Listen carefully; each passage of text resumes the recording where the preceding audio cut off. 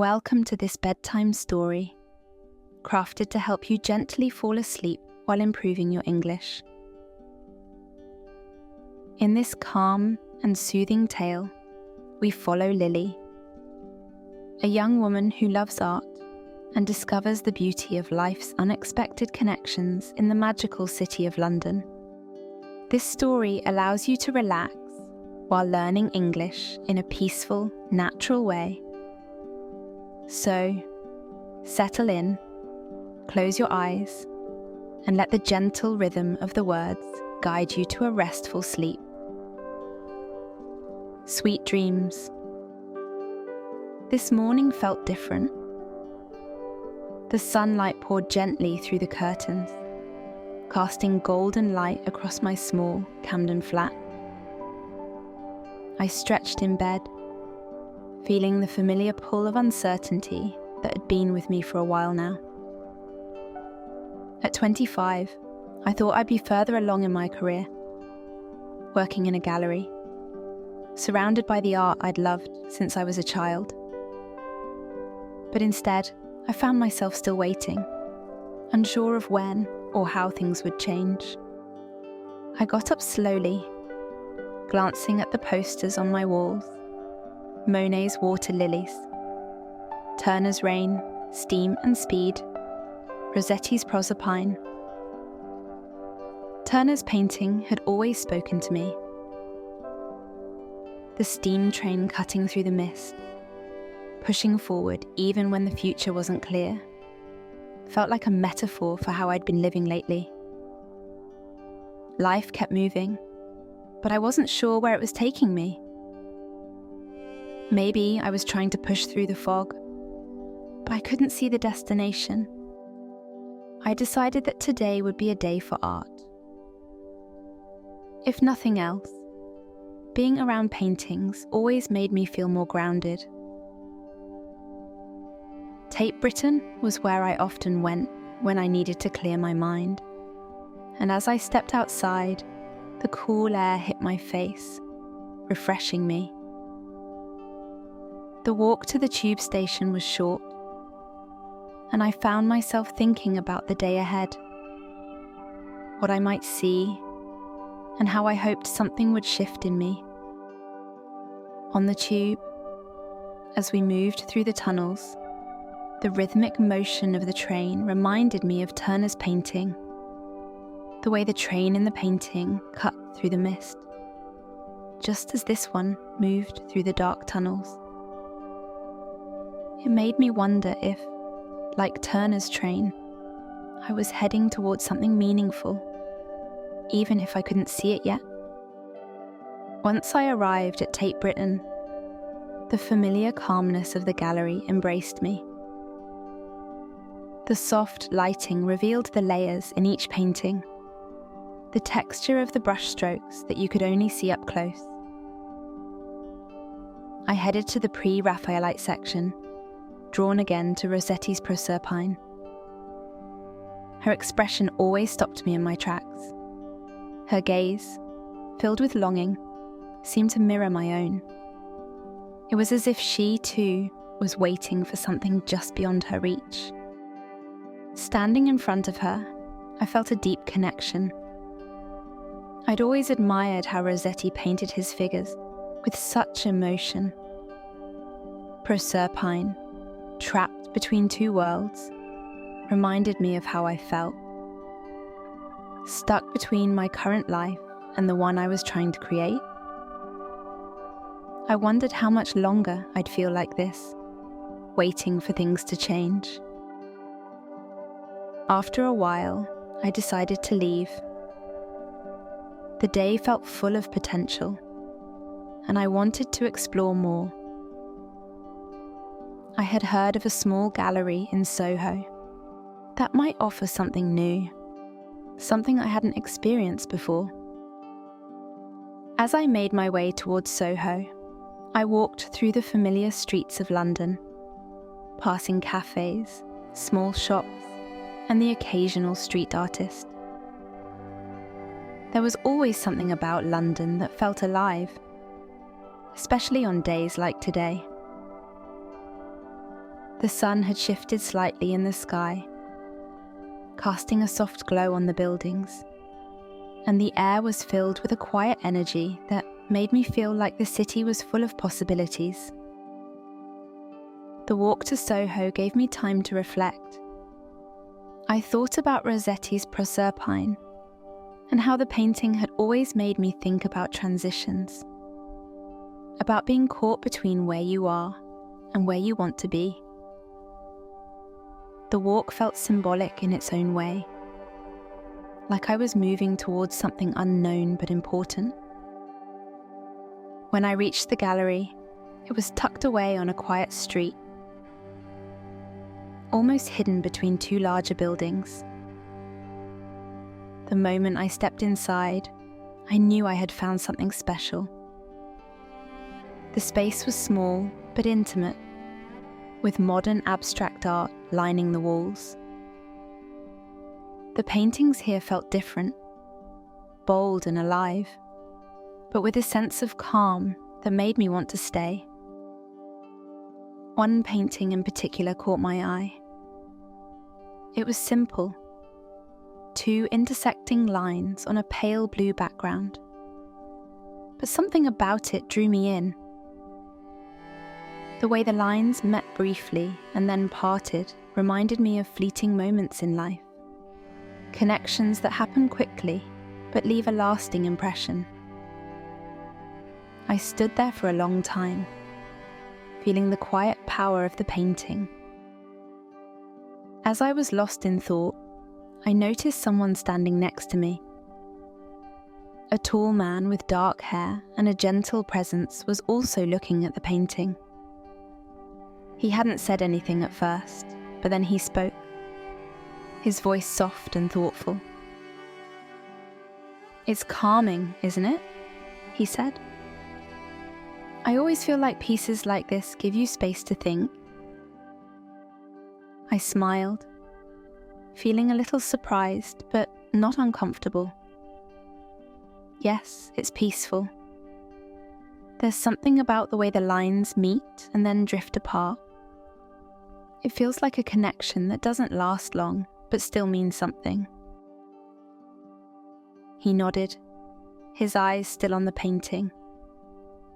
Maybe it's not about how long the lines stay together, but what happens when they intersect. His words struck me. There was something in the way he said it, as though he understood something deeper about life and the fleeting moments we all experience. We stood in silence for a while, both of us absorbed in the painting. "I'm Oliver," he said, turning to face me with a quiet smile. "I'm one of the artists here." My heart skipped a beat. An artist? Here, in this small gallery. There was something about him that made me feel drawn to him, like we were already connected, even though we had just met. "I'm Lily," I replied, feeling a bit shy. "I've always loved art. It's been my dream to work in a gallery one day, but I'm still figuring things out." He smiled again, a little softer this time. "You're already on the right path, I think. Sometimes it's about trusting the process. Art has a way of guiding us where we need to be, even if we don't see it at first." His words stayed with me as we talked more. Oliver told me how he had started as a landscape painter, but had found more freedom in abstract work. "It's not about controlling every line," he said. "It's about letting the painting take you somewhere unexpected." Before I left, Oliver handed me his card. "Come by again sometime," he said with a gentle smile. "I'd love to show you more of my work. And maybe we could grab a coffee afterward." I slipped the card into my bag, feeling a quiet sense of excitement. There was something about this day, about Oliver's words, that made me feel like things were beginning to shift. As I left the gallery where I had met Oliver, the sky had softened into twilight, with hues of gold and pink spreading across London. The city felt quieter now, as if it was settling in for the evening. I walked along the south bank, the river reflecting the gentle colours of the sky, and my mind buzzed with the events of the day. Meeting Oliver had left me feeling hopeful, about art, about life. But I wasn't dwelling on it too much. I felt lighter, more at peace than I had in a long time. His words about letting go and trusting the process had stayed with me. And for once, I wasn't worried about what would come next. I decided to find a cozy cafe, sit for a while, and take it all in. I wandered through a quiet street and came across a small cafe that looked inviting, with warm lights spilling through the windows and a comforting buzz of conversation inside. I stepped in, ordered a cup of tea, and found a seat by the window. The soft glow of the lights reflecting on the river outside made everything feel calm, almost dreamlike. As I sipped my tea, I let my thoughts drift back over the day. The beautiful art, the unexpected connection with Oliver, the quiet moments of reflection that had left me feeling grounded. I felt a sense of contentment, like I was finally beginning to trust in life's timing, rather than trying to force things into place. I pulled out my phone to check the time, and there, sitting in my inbox, was a notification. It was from a gallery, one I had applied to months ago. My heart skipped a beat as I stared at the subject line. Job opportunity. For a moment, I couldn't quite believe it. I had almost forgotten about this application, assuming they had passed on it. But here it was, out of the blue, arriving when I least expected it. With my hands trembling slightly, I opened the email. It was brief, but direct. We've reviewed your application and would like to invite you to interview for a position at our gallery. Please let us know your availability for a meeting.